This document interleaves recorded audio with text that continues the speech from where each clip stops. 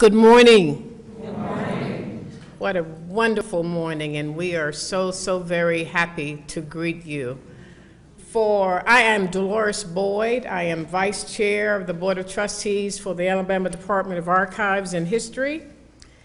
And for all of the trustees, many of whom are here, if you just raise your hands, those who are here, wonderful, wonderful. And for our director, Steve Murray, and for our staff, it's my pleasure to welcome you to Alabama's Home for History.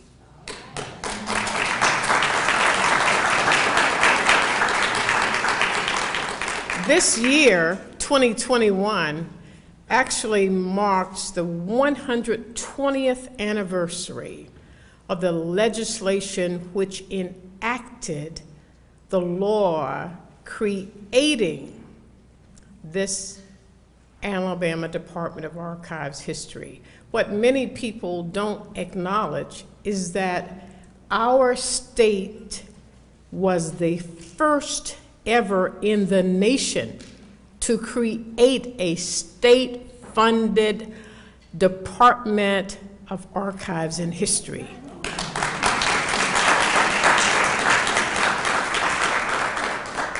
Today we are gathering to mark another significant milestone in the mission we had when we started 120 years ago, and we continue to have today. Stated simply, our core mission is to tell the story of the people of Alabama by not only preserving the records and artifacts of historical value, but also promoting a better understanding of Alabama history.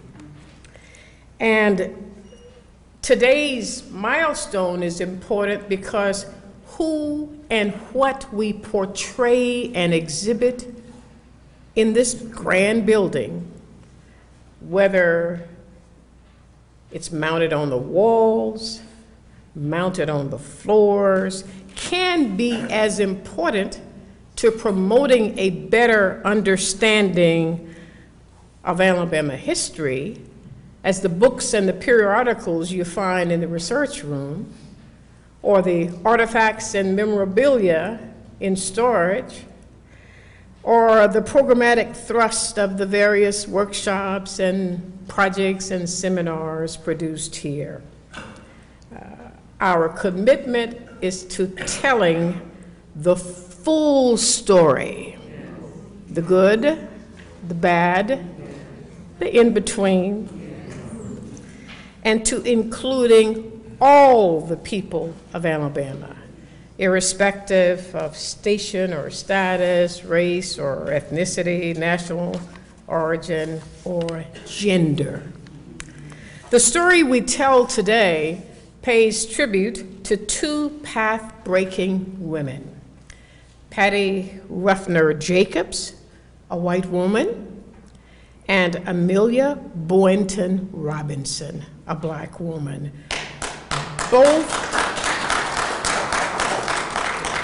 Both simply refuse to accept this state's reservation of the right to vote to white men only.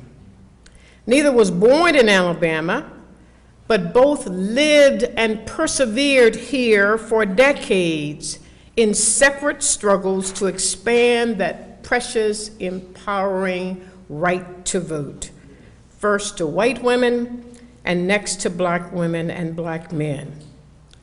The strength of their conviction, courage, and labor, which was often volunteered, often uncompensated, and often underappreciated, undergirded the success of their efforts. For the tremendous and lasting positive difference these two women made in the lives of all of Alabama's citizens, and for the high honor and distinction they brought to this state and to this nation, we at the Archives have chosen to memorialize them grandly, artistically, and permanently with beautifully rendered busts that will be placed in Statuary Hall. And if you're not familiar with that commonly used phrase around here, it is the most prominent area in the South Side lobby. That's prominent because of the quantity, the number, and the size of the busts and the statues that are there commemorating distinguished Alabamians. These two women will now join 6 men with similarly distinguished legacies of service to this state. As a matter of fact, they represent the first new additions to that area since 1990 and 1991, when the great Booker T. Washington and George Washington Carver were dedicated. We're so very honored to have our governor, Kay Ivey, share this occasion, for her own trajectory to this state's highest executive office is evidence of the power of the right to vote. The very same right to vote our honorees fought so hard to secure. I will acknowledge her more formally in a few minutes when she is introduced for remarks. I'm confident that this crowd also includes some other state or local officials, and I'm not going to risk anything by calling names. But if you're here and proudly claim your status as a state or local official, whether you're appointed, or whether you are elected, whether you're past or present, or if you're a member of the legislature, please acknowledge by raising your hands. Thank you, thank you. Know that we appreciate your service and we appreciate your friendship to the archives, exemplified by your presence here today. Now, I do want to identify and especially welcome some relatives and guests who have close connections to one of our honorees, Amelia Boynton Robinson. And I might add that our second honoree, while she has grandchildren in Birmingham, none of them were able to make it with us today. Representing, though, Amelia Boynton Robinson, who died in 2015 at the ripe age of 103 or 104? 110. 110. Wow.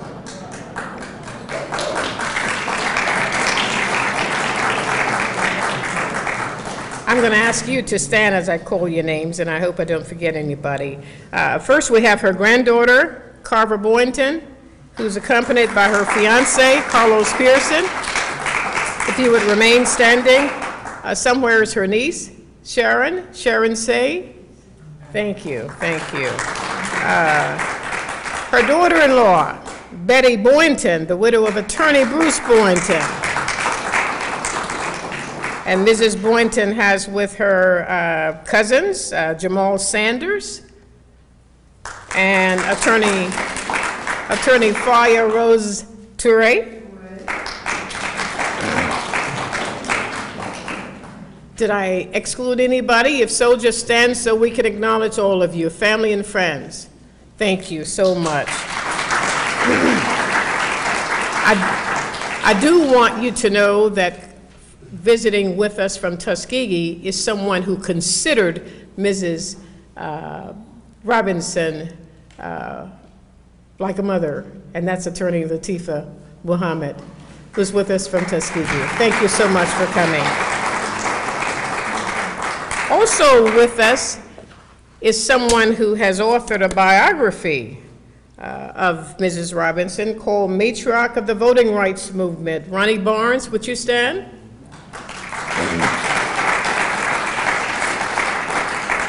He tells me that it actually is an upgrade of Mrs. Robinson's memoir, Bridge Across Jordan. We had the opportunity to meet and have a book signing for her back in the 90s. So we're happy to have you, Mr. Barnes.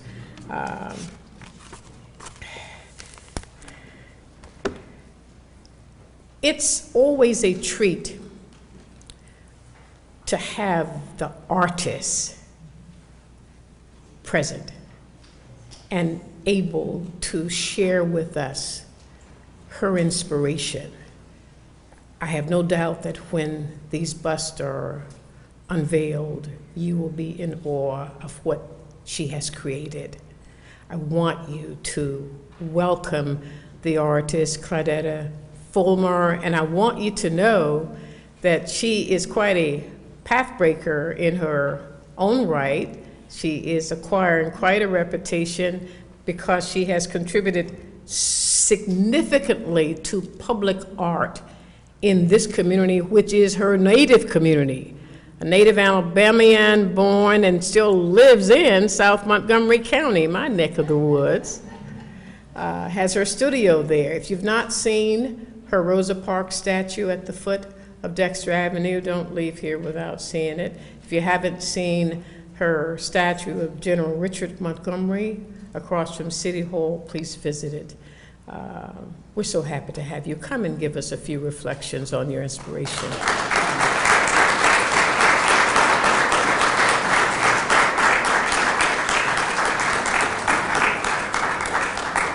Thank you so much, Governor Ivey, trustees of the Alabama Department of Archives and History, Ms. Boyd, Director Murray, staff members, distinguished guests and friends.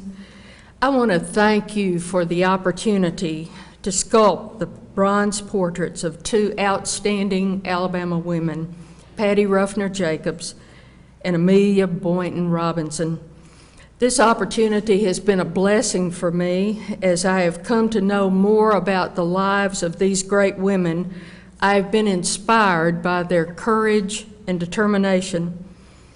I've had the opportunity to work with the talented and dedicated professionals of the archives, and we are fortunate to have such careful conservators to preserve the history and legacy of our state, and who serve their patrons so competently and pleasantly. I've had the opportunity to meet with other people who helped me to achieve an accurate likeness. Elena Curry Norman, who advised me about the hairstyle on the statue of Rosa Parks, is here. She advised me on the hairstyle for the statue of Amelia Boynton Robinson. And also, she and I were discussing the jewelry that Ms. Robinson wore in the different sculptures, and Ms. Norman said, well, I used to sell that kind of jewelry, and I think I might have one of those little sets. And so she was able to provide that jewelry that's now a part of that sculpture. So I appreciated that. And then Latifah Muhammad advised me via a Zoom call about a face that she knew and loved, the face of Amelia Boynton Robinson. And I appreciate the valuable input. The experiences of making these sculptures at this time has been a bright beacon of hope during the dark days of the pandemic. In spite of many delays due to various quarantines and protocols, we have persevered, and we've made it through the process and have come to this good day. And we hope that there are better and brighter days ahead. It is an honor for me to have my work included in the collection of the Archives and History Department. I remember coming to the archives when I was a child, as so many Alabama school children do. I remember being awed by the beauty of the marble halls. My imagination was captured by the various artifacts and exhibitions, and I was inspired as I studied the portraits and other works of art. I would not have thought that it was possible that my work would one day be a part of this institution. And I hope that these sculptures that are being unveiled today will inspire all who see them with the sense of their own possibilities. I've been asked to briefly share with you the process of making the sculptures. At first, I was commissioned to sculpt Patty Ruffner Jacobs, and since Ms. Jacobs came first chronologically, I'll show you the process using her sculpture. The process was the same for that of Ms. Robinson. First,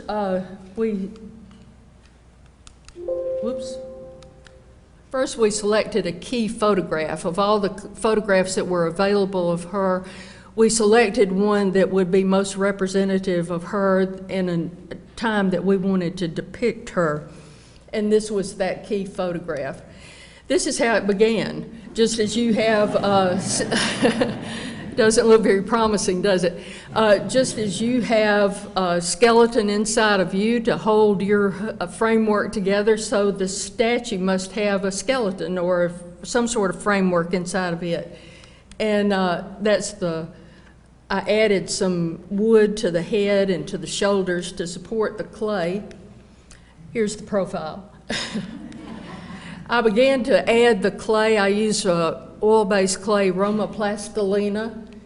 And at this point, I brought it up to the archives and we put it there, and we saw that we needed more height here. So I took it back to my studio and built a wooden box, adapted the stand, and then brought it back after some time, and we saw that this was the right height and the base was comparable to the others. So I continued to add clay. It's sort of like watching a photograph develop in that the features become more and more detailed as you work with it. And you're just developing it as a whole and bringing all of those details together. Then I had help with the people from the archives here, the staff members, to advise me on the jewelry, on the hairstyles. And here you see a button that they had that was a replica of a button she might have worn that said "Votes for Women," and we incorporated that in the statue. This is how it looked when it was completed in the clay. And on July 26, Steve Murray and John Harden came out to my studio for the final approval on the clay. I always have what I call a speak now or forever hold your peace session. And that was this. And so then we began the mold baking process, and Corey Swindle came from the Fairhope Foundry and began making the process. You can see he made a little clay border around here because he was going to put liquid latex on it, and that would keep it from running down, and then he added gel to serve as a separator. Then he began covering it with slime. It looks like it's liquid latex, but then he would put one layer on, let that dry, and then put another layer on and built up the latex mold. Now, the latex would be flexible when you took it off, so it wouldn't hold its shape, so it needs something to hold it in line. And that's called the mother mold, because just as your mother tried to keep you in line, the plaster mold keeps the latex mold in line and causes it to have its shape. And so he took this out on his truck and started adding he added this barrier of clay that he had made around there to separate the sections, so it would be done in sections. And then he mixed plaster Paris and put the plaster on again, one layer at a time, and allowing it to dry between each layers. Eventually, the plaster jacket was completed around the latex mold, and then he separated those pieces. Here you see what the statue looks like from the inside out. This is the mold of the statue. It's like, think of a photograph. The clay is a positive, the mold is a negative, and then a wax casting is made that's positive. That's covered with ceramic shell, which is a negative, and then bronze is poured into that, which is positive. So this is part of that process. He took that back to the foundry, and into that mold he put wax. And here's the wax casting. At that point, I went down to the foundry. I had photographs of the clay on my computer, and I would compare the wax with the photographs to make sure everything was in order, no little air bubbles or marks that shouldn't be there. And if any air bubble was there, I would correct it by heating the little tools with a blowtorch and then touching the wax with it. There's the finished wax. After that, he cut the head off. And when I went back to the foundry, he had dipped that head in ceramic shell and coated the wax with one layer after another of ceramic shell. And also there's some vents on here that he has placed to allow the wax to run out. It's then put in a furnace and the wax is melted away, and that's why it's called the lost wax method of bronzing. Here they are attaching, Corey and his dad are attaching, here's the head and here are the shoulders, and they're attaching it, wiring it to this wire cage. Then they heat the crucible. They put bronze ingots that look sort of like bricks into this crucible and heat it to 2,250 degrees Fahrenheit. Once I said to someone at the foundry, he was taking the temperature of the bronze. He had a long pole that had a thermometer on it, and I said, what happens if it's not the right temperature? He said, well, it explodes. I said,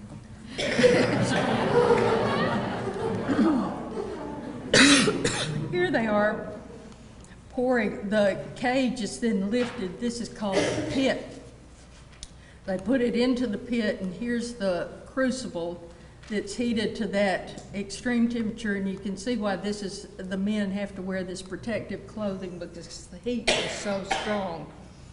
And this is the molten bronze. It looks like liquid gold being poured into those ceramic shells.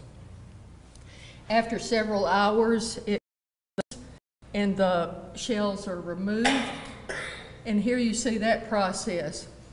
Here you see the shoulders and the neck. And here Corey is removing the ceramic shell from this head. And so I was looking at it and I thought it looked like a good pour. I left it in his hands looking like that. I came home and my cousin said to me, was Mrs. Jacobs looking pretty? I said, well, she was looking as she should look at this phase of the, that's how she looked. I went back and he had welded the sculpture back together, had cleaned those welds so that you can't even tell it's been separated. He had sandblasted the sculpture, and now he's getting ready to put the patina on it, or the coloring of the sculpture. It's sprayed with acid, and that will bring out the color in it. And then he heats it with a blowtorch and rubs back that hot bronze with a Scotch-Brite pad to bring out the detail and the coloring of that. And then he waxed it, and it was complete. And I was fortunate that they were pleased enough with the bust of Patty Ruffner Jacobs that they commissioned me to sculpt the one of Amelia Boynton Robinson. And so we decided to leave the sculpture there of Miss Jacobs at the foundry until the other was completed, and then they could be finished to be comparable in the color and the finish and the tone. And so they were delivered here on April the 22nd, 2021, when we could safely gather together. And that has brought us to this good day. And I hope that these sculptures will be a blessing to all who see them and will be an inspiration as reminders of these great Alabama women. Thank you so much.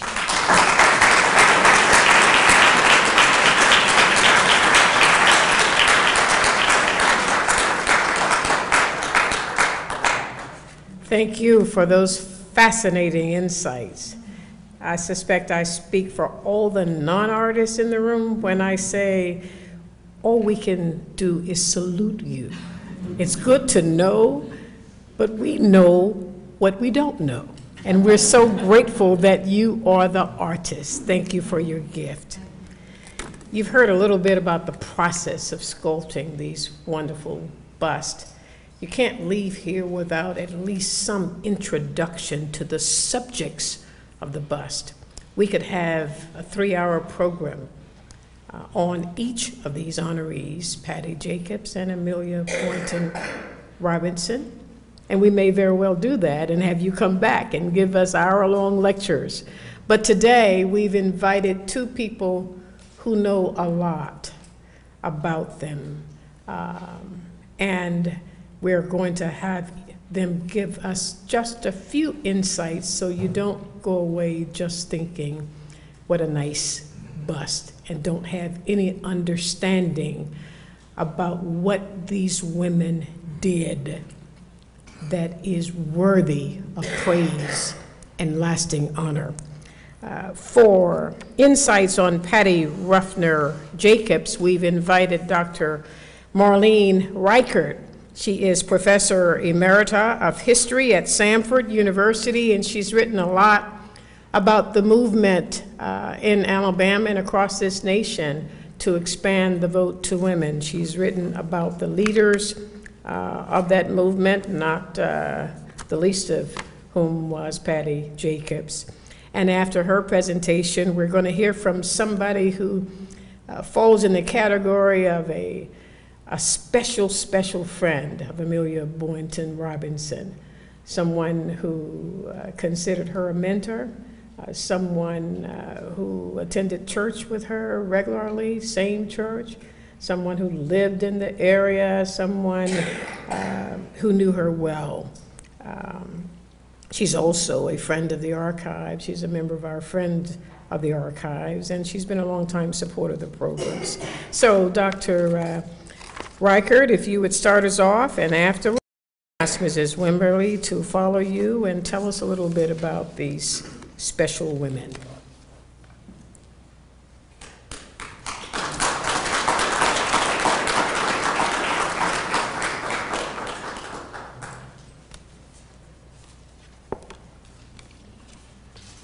I'm really grateful to Steve Murray, Scotty Kirkland, Alex Colvin, and all of the staff here at the Archives for recognizing and highlighting the role of women in the history of Alabama. And I think it must have been a very difficult task to choose just two. And two that would join the roster of famous men that I now know is called Statuary Hall. I'm not sure I knew that before. I just always called it the back foyer or something like that, you know.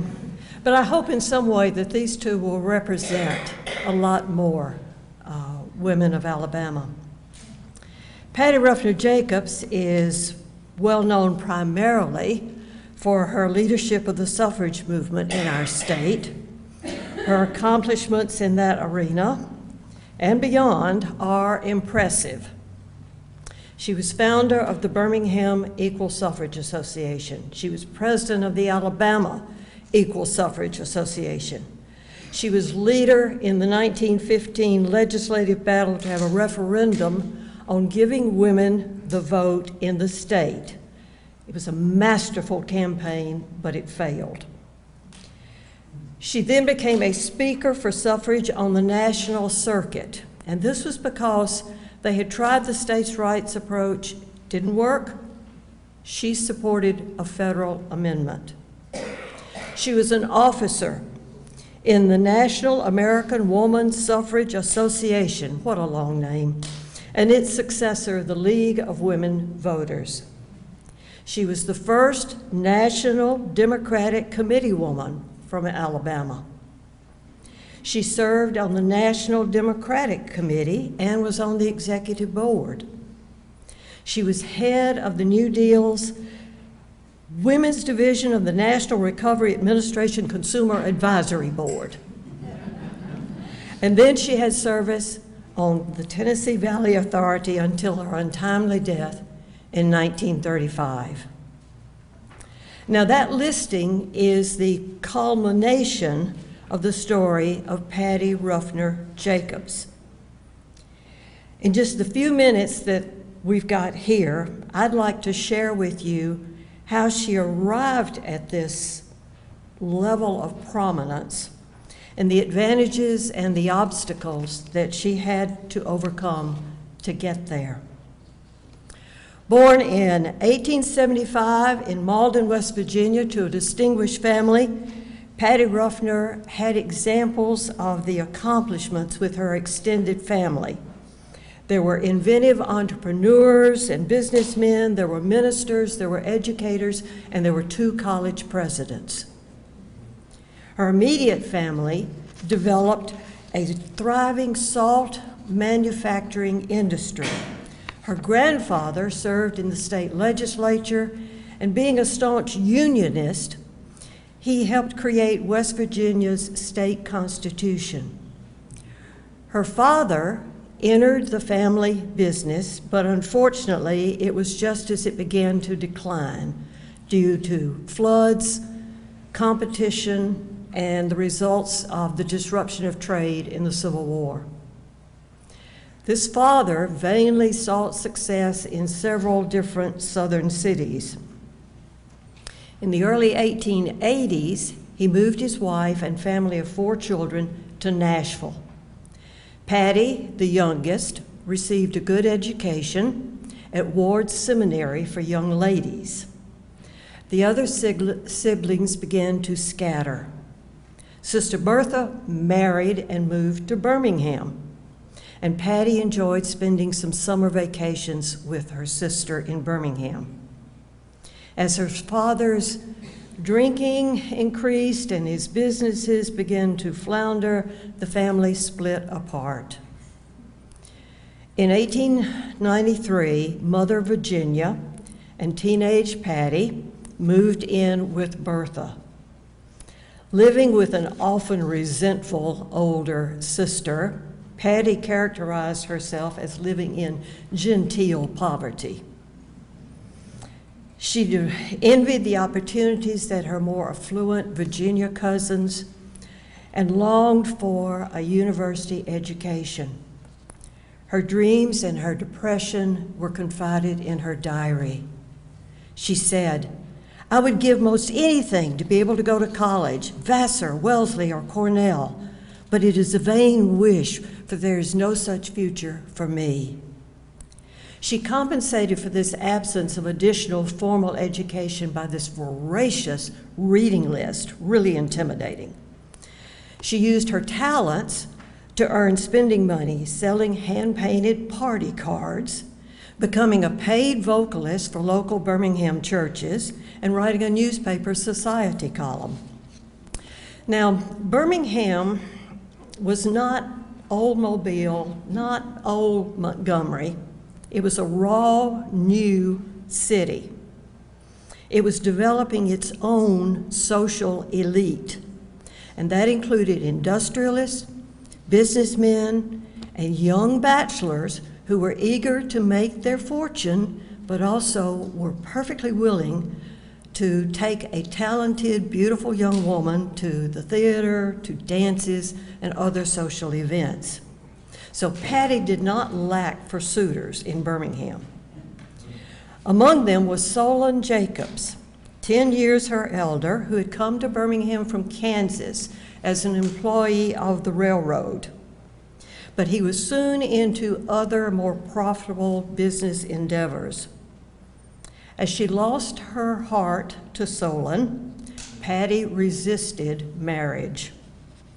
She had the examples of her mother's failed relationship and also a divorce of Sister Julia from an abusive husband. And she feared, according to her diary, losing individuality in the sea of conventionality. She loves those flowery purple phrases. She delayed a decision by persuading her mother's brother to accept some paintings in exchange for funds to allow her to go to New York City for 1 year to study music, art, and languages. Now, this was the same uncle that she had applied to for money to attend college, and he said it was not in the role of women to go to college. So she lived frugally with 8 other young women, and she relished the excitement of the city and her studies, as well as the daily letters that she got from Solon Jacobs. In 1897, she returned to Birmingham. She accepted Solon's proposal, and she married the following year. With financial resources to help with household duties and care for the 2 daughters that she bore, she continued to expand her experience through travel and cultural activities. Ironically, marriage, which she had really feared, brought her the emotional support and the financial security that eventually would allow her to have a public career. Meeting other progressive-minded women, and I wish we had time to name some of them, Patty threw herself into causes. She wanted to end convict lease. She wanted to abolish child labor. She wanted to introduce music and art into the schools.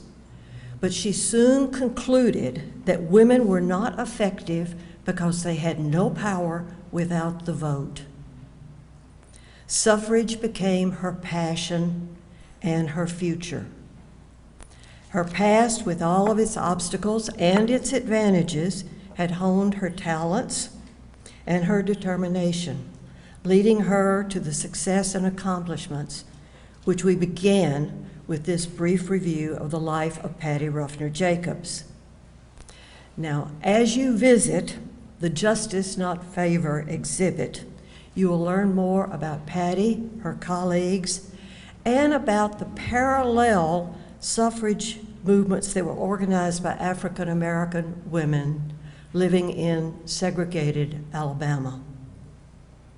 And you will learn about the accomplishments of a number of other remarkable Alabama women. Patty and Amelia Boynton Robinson are only representative of a host of Alabama women who deserve more research and more recognition. Thank you.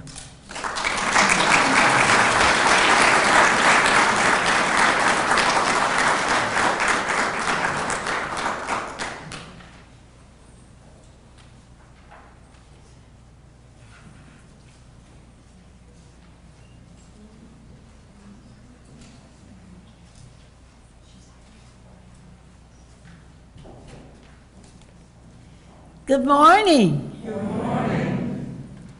This is a beautiful day that our Lord has made. Today, the Alabama Department of Archives and History has reached another milestone in its commitment to deliver an inclusive presentation of our Alabama history, yours and mine. I'm honored to be here to express my thanks to Director Steve Murray and staff for asking me to represent Selma on this planning team for the state historic project that we are witnessing this morning.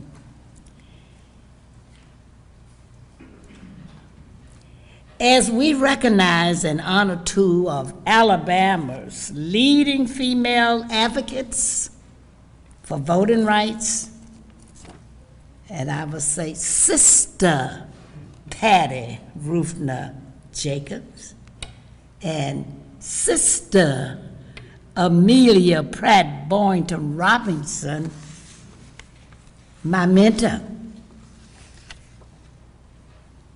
I started working with her in my church with the Voting Rights League that was founded by C.J. Adams, her husband, and others in the early 1929, 30s. And Bruce and I guess we were about 13, 14, maybe 15 years old, and we would go down to the meeting in the basement education department, and they would put us to work. So we would start working with the people and with the papers and explaining, reading, and helping them to understand how important it is to vote, because to vote is to live. And they also admonished us that when we became 21, during my time you had to be 21 to register to vote, to go down and apply. Because of these experiences and working with Mrs. Boynton and the Voters League and the other civil rights leaders in Alabama, in 1957, I became a registered voter. My teachers were not registered. Many of the people that I worked with and other educators were not registered. But it was because of these early experience in teaching and working with Mrs. Boynton, and I regret that Bruce was not able to come be here with us. He started with us with this project. And I'm sure that he is smiling and very, very happy, and I'm glad to see you here, Carver. And I see another young man from First Baptist Church that we're proud of, and he's here with us, Attorney Bruce Boynton. I think I saw he's here. But what I want you to know is that because of all of these things, many, many great leaders and celebrities and people of all of the civil rights movements in the United States and all over the world visited, sat at her table in her house on Lapsley Street, Selma, Alabama. Who would have thought that two women, one from Birmingham and one from Selma, would be so strong to stand for the right to vote, to fight for the right to vote during the women's suffrage movement, Ms. Jacob, and then followed by Mrs. Boynton during the voting rights movement. And you know what, Alabama? We may be first for that, as Mrs. Brooks stated, but guess what? We are first in a lot of things. Such your history. And be proud to be an Alabamian.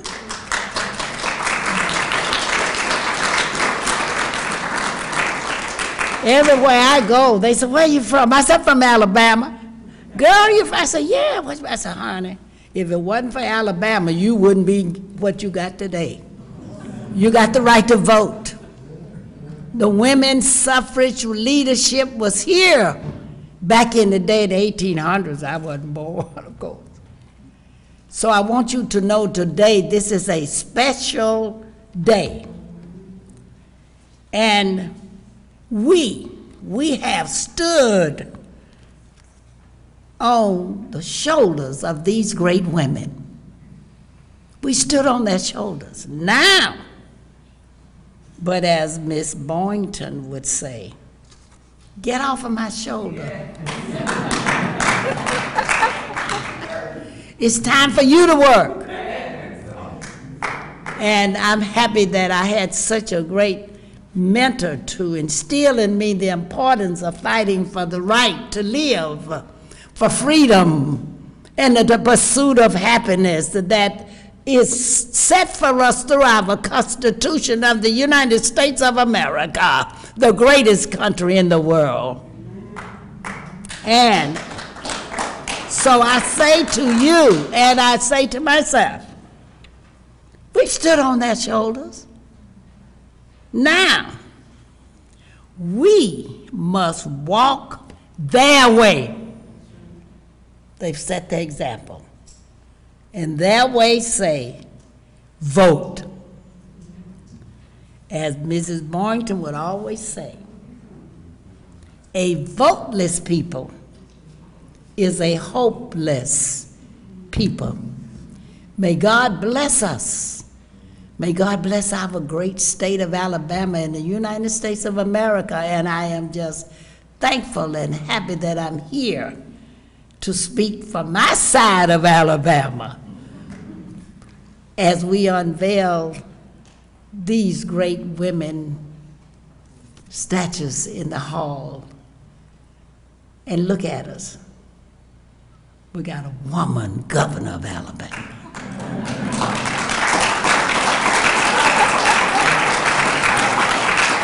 So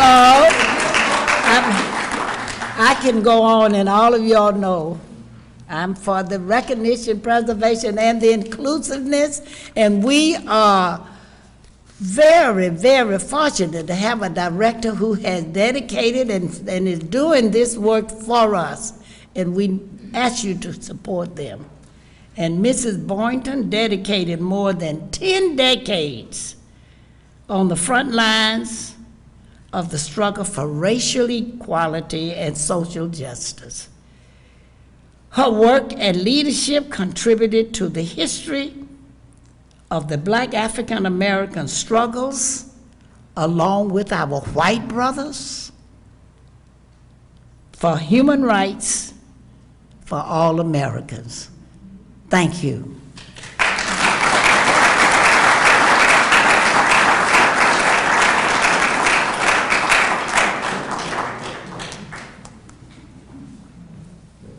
These were merely teasers. So when we publicize a program highlighting the lives and the legacies of Patty Jacobs and Amelia Boynton Robinson, you better believe we'll know on whom we will call, and you will be here to listen to them. When our governor became governor, the 54th governor of the state of Alabama in 2017, the newspaper headlines and many the broadcast journalists underscored the fact that she was the second female governor of the state of Alabama. I believe the more historic fact is this. Kay Ivey was the first woman to become governor after serving long, distinguished, and honorable tenures in not one, but two elected constitutional offices. She was first elected state treasurer and re-elected, serving from 2003 to 2011. She was then elected and re-elected lieutenant governor, serving from 2011 until 2017 when she became our governor. And in November of 2018, of course, she was re-elected governor and has already announced her intentions of being re-elected governor. Clearly, Kay Ivey, when she was growing up in Camden,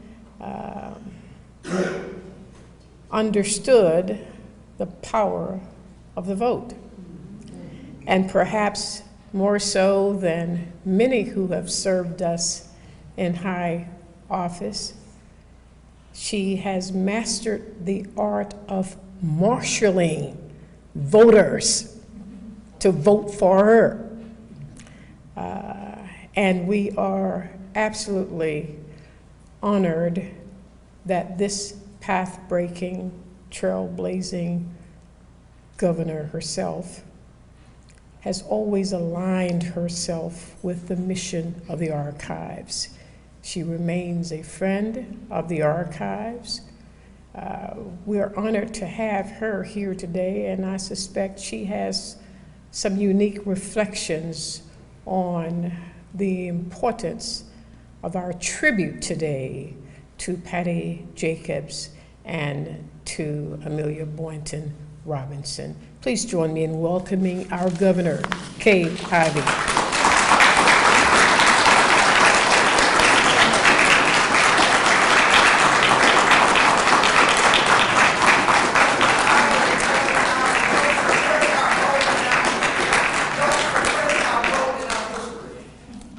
Well, good morning, everyone. Good morning. Special thanks to Judge Boyd and the members, the trustees of the Department of Archives and History, and to the representatives of the Jacobs and Boynton Robinson families who are here today. It is a pleasure to join you and to share in this moment. These two women that we honor today gave so much history to the great state of Alabama. The beautiful bronze likenesses that we are unveiling this morning of Patty Ruffner Jacobs and Amelia Boynton Robinson are the first new additions to the Archives Statuary Hall in 25 years. It's very fitting that the first two women added to the Century Hall are both known for their lifelong efforts to extend the right to vote to all Alabamians. Earlier this year, I had the opportunity to tour the archive's latest exhibit space upstairs about Justice Not Favor, Alabama Women and the Vote.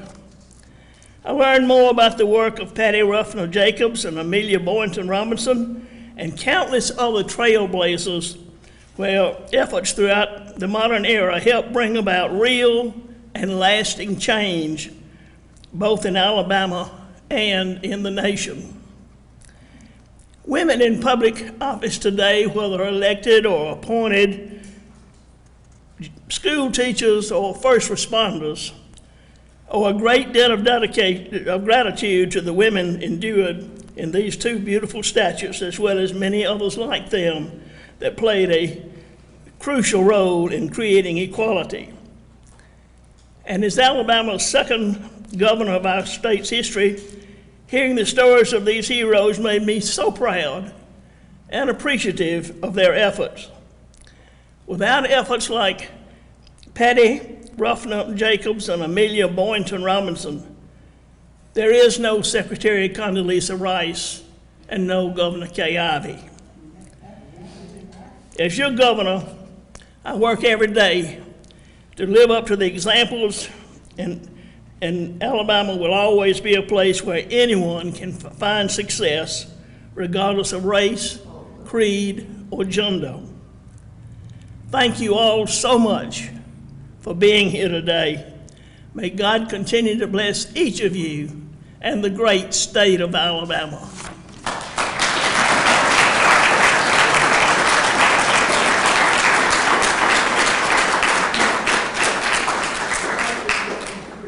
We're getting closer to the moment of the unveiling. Thank you so very much, Governor, for pausing to share this occasion with us. Just a couple more remarks. You heard Dr. Reichert refer to the League of Women Voters, a prominent organization which still exists today, so it's so appropriate that we pause to hear from its current president. And we will start with her remarks, Kathy Jones, and then I'll ask Dr. Alex Colvin, who's our public programs curator, to follow her and get us ready for the unveiling, talk about the process. And she has a couple of announcements of things happening here at the archives we want to make sure you're aware of. Let's start with the League of Women Voters. Kathy.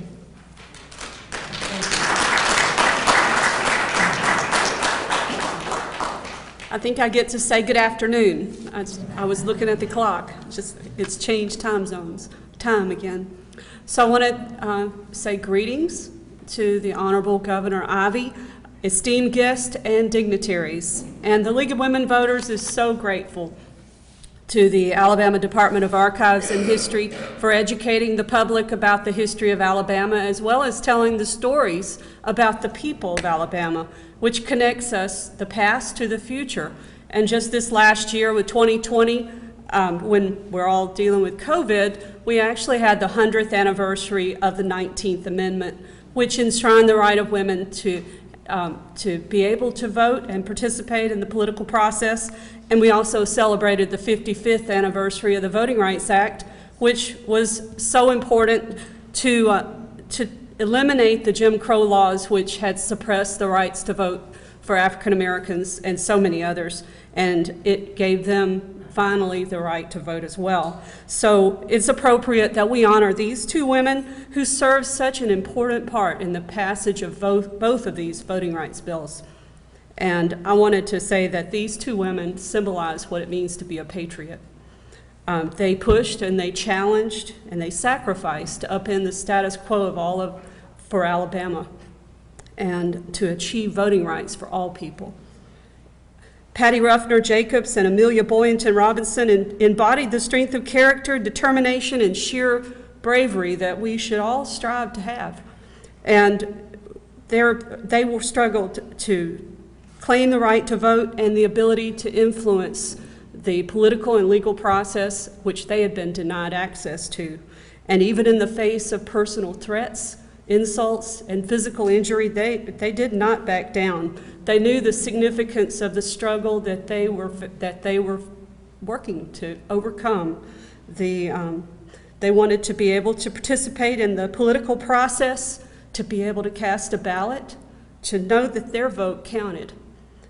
It's a fundamental right of citizenship to be able to elect the leaders who reflect your values and to be able to help shape the decisions that are made at the local, state, and federal level. And listening to the stories today, it strikes me again that these women did not just fight for themselves. They fought for their children, their grandchildren, their families, their communities. And through their victories, they've created opportunities that have made the lives of all of us so much better, not just Alabama, but throughout the country.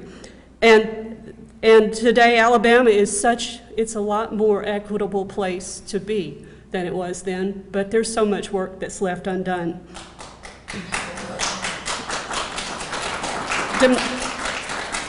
Democracy depends upon us to all remain constantly vigilant and to shine a light on political systems that are opaque, corrupt, or make it difficult or impossible for citizens to have their voices heard or to have their votes counted. Mothers, daughters, and grandmothers continue to step up, speak out, get involved, saying enough, this isn't right, this isn't fair, this must change. They are seeking to, when you seek needed change, it's typically not easy. And you can see from the stories of both of these women that you get the strongest opposition from those who are in power who do not want to share the power that they have. Civic engagement, dedication, and perseverance like these two remarkable women demonstrated is the foundational cornerstone of democracy. And as we honor them today and carry their examples with us, we help our elected leaders make better decisions and ensure that they're accountable to the people that they represent. And I would be remiss as the League of Women Voters president to ask Governor Ivey and others to please call upon the senators from Alabama, Shelby, and Tuberville to please vote for passage of the John Lewis Voting Rights Advancement Act to repair the harm that has been caused by the Shelby County versus Holder decision. And thank you so much. I'm glad to be here today.